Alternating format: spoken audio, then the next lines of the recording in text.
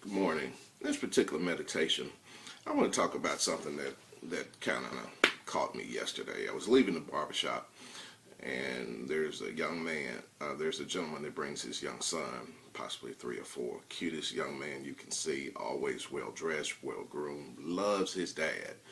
And I saw he was kind of shy at first, and I love children, so I kept picking at him, and now I have broke the ice with him, and he comes and talks to me and gives me fist bumps, gives me dap. It took me a while to win him over, but I did. And as he was leaving yesterday, his father was leaving the barbershop. I asked his father, what is he in pre-K now? And he said, well, he's in pre-K and doing surprisingly well. He said, man, but, my son's autistic. I never would have known. The kid's sharp. And I went on to say to him that, my understanding of autism, that even where there may be challenges in one area, that there may be absolute brilliance in another. But he was telling me that even, the teachers were astounded at his progress. And then I thought about it. I said, well, man, that still may be the next mayor of Memphis, one of the future mayors of Memphis, Tennessee. And I just this particular meditation, I want to talk about negative words spoken over combating negative words spoken over your children.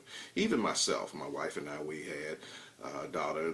My daughter Stephanie is a tad bit of an introvert, and were called and summoned once in the kindergarten when she was in the kindergarten, and they were saying that they were so concerned, they were ready to just send her off because Stephanie didn't respond. And one of the things I said, ma'am, life is not a sprint. It's a marathon. And my daughter may not start out the quickest, but she's going to win this race. And I was just thinking about how ultimately she became an honor student there and honor student at some other schools, and even has a honors grade point average even in college now. However, there are challenges. We've had medical challenges with Stephanie, where doctors have spoke some negative things on them, but we didn't let that be the last word on our child. And sometimes you got to do that. And I was, because you get in this thing as you start moving, the keeping up with the Joneses. That one of the avenues that that people will, that's part of their piece as far as positioning, is how good their kids are doing. My kid's in such and such school. My kid's doing this. While you're struggling, your child may be struggling in a particular area. And the enemy knows that some of us, he can't knock us off. But one of our most vulnerable spots are the lives of our children. So he will come after your child on occasion after occasion. And we need to stop blaming ourselves. There are some things that are beyond our control. Your child may have a chemical imbalance. Your child may have a malady or a condition or a disease that he or she has to fight with. But one of the things we can never do, the main thing we can never do, is we can hear the diagnosis, but we don't have to speak negative over our child. We're going to have to speak the word only. Speak God's word over your child. Speak positive. Let your child, no matter how bad the situation, only hear positive responses from you. And you got to think this, that no matter how sterling the other person's child may look via Facebook posts where you see their graduation and their excelling and their A's and their B's, they're not going to put their child's low moments. So everybody's child has struggles. While I was complaining about my daughter's case of being an introvert and complaining about it with another gentleman, he said, well, man, Steve, you got to look at it like this. He said, you're complaining about that.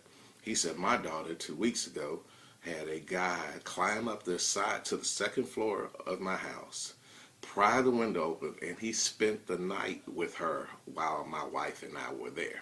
He said, so Steve, maybe you shouldn't think that your struggle's always the worst.